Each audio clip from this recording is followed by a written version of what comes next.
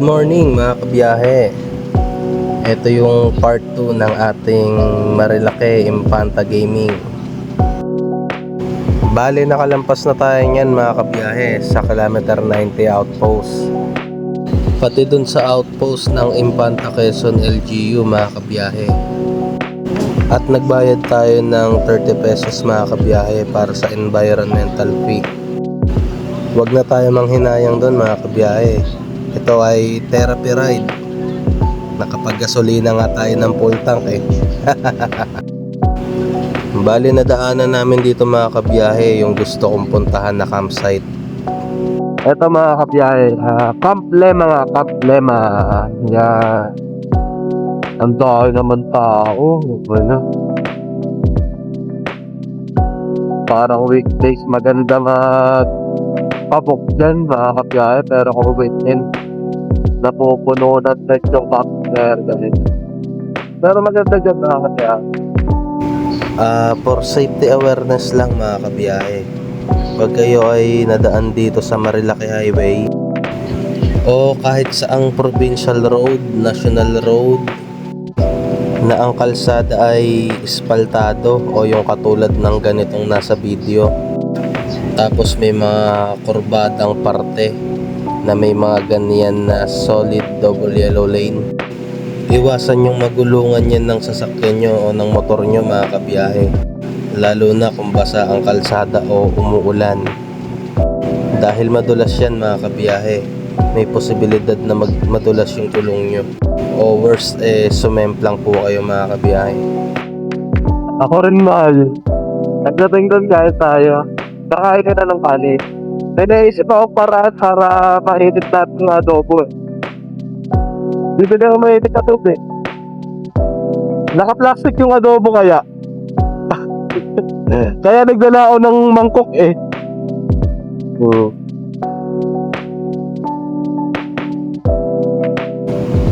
Adobong manok na may nilagang itlog lang mga kabiyahe. Ang sekreto namin ni Commander sa bawat biyahe namin. Minsan tosino at itlog na maalat, o kaya inihaw na talong mga kabiyahe. Kaya para sa akin mga kabiyahe, hindi magastos ang pagra-rides, dahil para sa akin hindi lang to basta biyahe. Ito ay paraan ng pagtakas sa realidad ng buhay kahit pansamantala lang mga kabiyahe.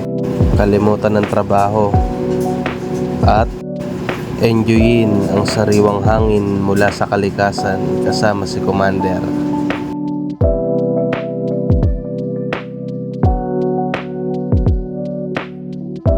Gundo! Sea of clouds doon mga kabiyahe.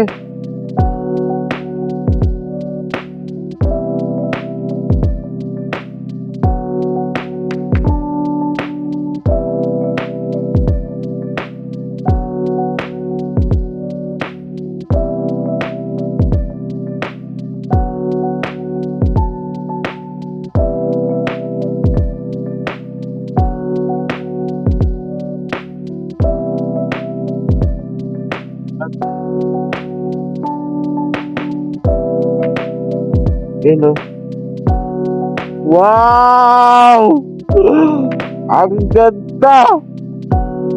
Hindi kita inarangan.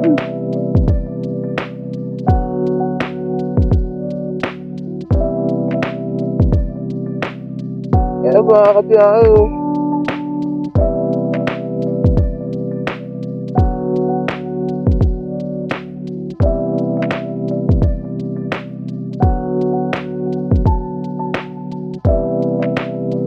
hindi ako magsasawang balik-balikan tong Infanta mga kabiyahe. Sariwang simoy ng hangin, walang polusyon.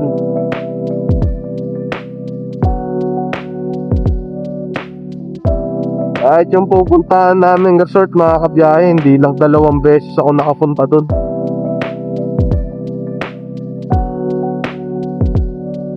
Hindi ako magsasawang balik-balikan yan.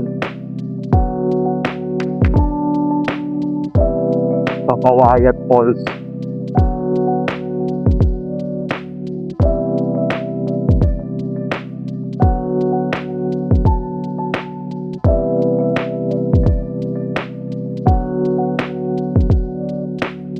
At nandito na tayo mga kabiyahe. Sa Kakawayan po. Dati rider oh.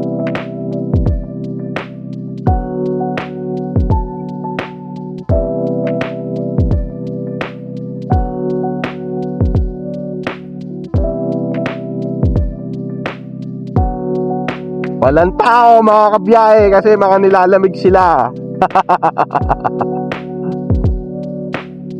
O sarado. Hindi. Oo, sarado Han.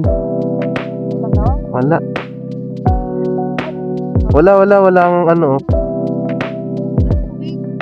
Lipat! Lipat tayo madam. Wala. Baba ka. Sarado rin ang Kakawayan Falls.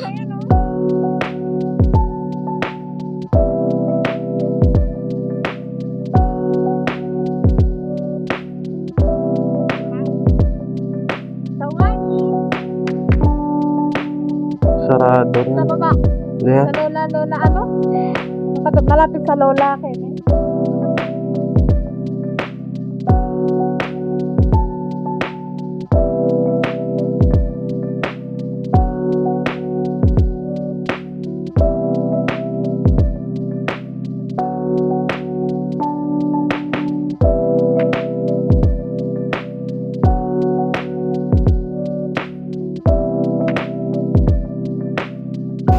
Sa puntong to mga kabiyahe, nakaramdam ako ng lungkot dahil sa lahat ng resort dito sa barangay Magsaysay sa Infanta, ang Kakawayan Falls ang pinaka best resort para sa akin mga kabiyahe. May mga napanood na akong vlog na ang Lola Sabin daw ay ipinasara ng DENR, pero hindi ako sigurado mga kabiyahe kung pati ba ang Kakawayan Falls ay ipinasara na rin ng DENR. Dahil nung pauwi na kami mga kabiyahe, nadaanan namin ang Kakawayan Falls. May mga nakaparada ng sasakyan mga kabiyahe at parang may mga naliligo na rin sa loob. Babalikan ko na lang siguro sa susunod ang Kakawayan Falls mga kabiyahe para magkaroon ng linaw kung magtutuloy ba ang operasyon nila o isasara na rin sila ng DENR. Sa mga pupunta dito sa Infanta mga kabiyahe, lalo kung bababa kayo sa bayan ng Infanta, check your brake mga kabiyahe kasi nadaanan pa rin namin dito yung nadiskrasyang bus. At salamat sa railing sa gilid mga kabiyahe dahil kung wala yun, tuluyan ang nalaglag yung bus na to sa bangin.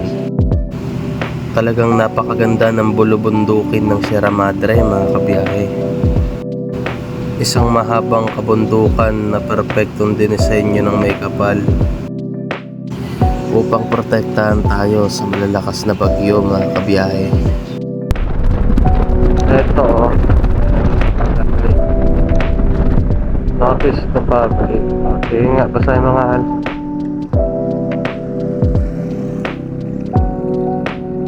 Ano sabi?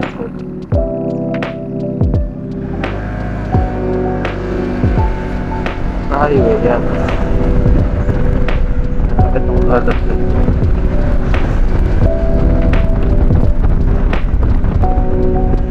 wala pa rin tubig. Sarado pa rin. Diba?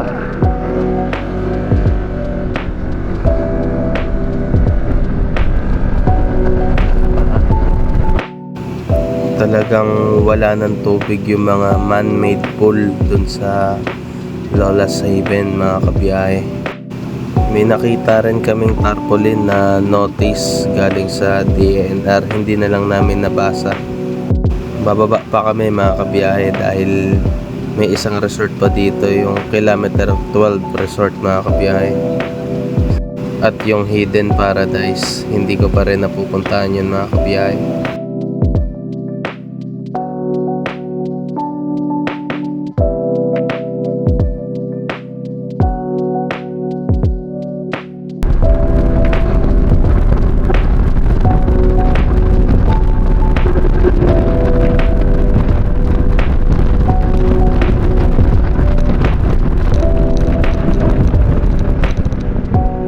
Magdadatan.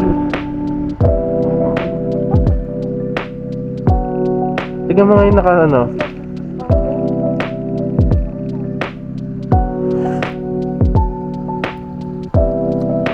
Puro sarado yung mga resort, madam.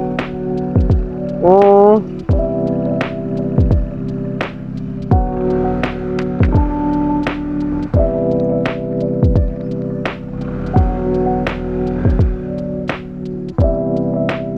Bakit daw?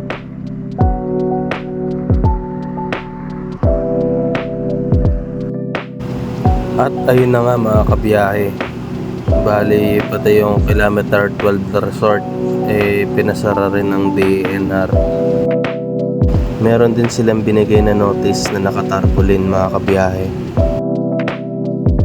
At sa puntong to mga kabiyahe, hindi ko agad napansin na umilaw na pala yung aking overheat indicator mga kabiyahe. Kinabahan ako dito mga kabiyahe dahil first time nangyari sa akin to.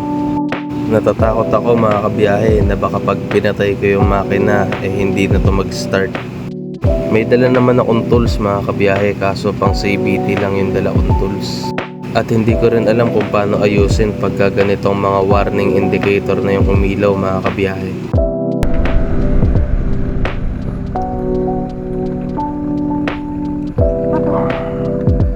Umilaw yung ano ko.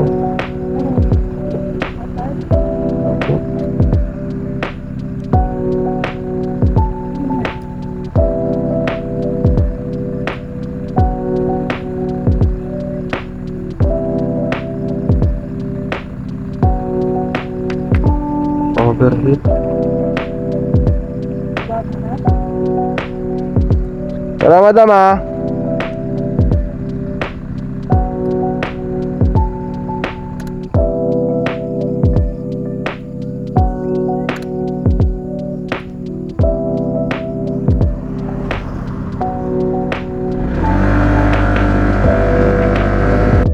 Nung pinatay ko yung makina mga kabiyahe at muli kong binuksan, nakailaw pa rin yung overheat indicator mga kabiyahe. Kaya mas pinili ko na lang na ipahinga muna yung motor dito banda sa tulay. Dahil napagpasyahan namin mga kabiyahe na sa Pinlock Falls na lang kami pupunta. First time ko rin makapunta dun sa Pinlock Falls mga kabiyahe.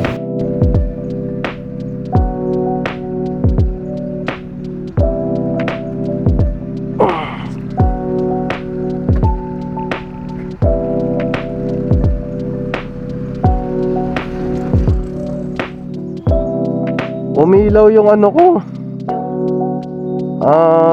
Overheat.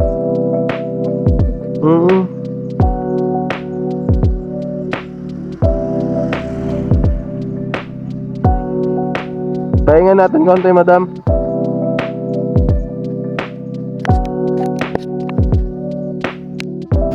Bali nasa 10 to 15 minutes din kami nagpahinga mga kabiyahe. At sa palagay ko kulang na sa coolant yung radiator ko kaya siya nag-overheat. Kasi chinek ko yung reserve coolant mga kabiyahe, wala nang laman. Lesson learned to mga kabiyahe. Always check your motorcycle maintenance bago ka mag long ride mga kabiyahe.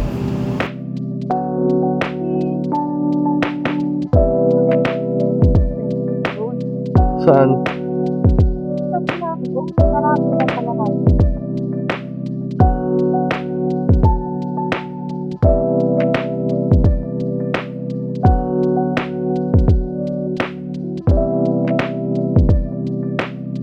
Tayo sa Pinlock Falls.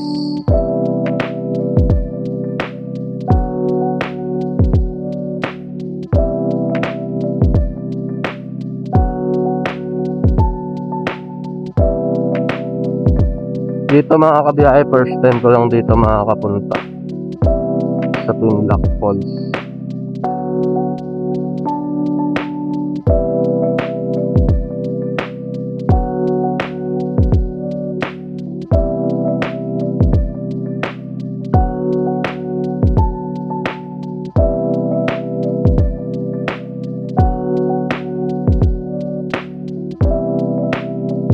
Ang daanan.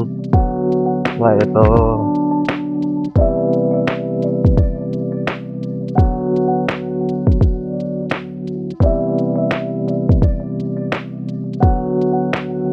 Ito ang parking nila mga kabiyahe. Maluwag din naman yung parking area nila. Saan tayo mag-park?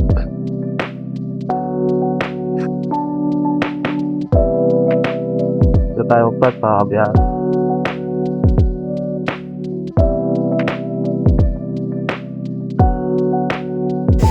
What's up mga kabiyahe? Magandang maga.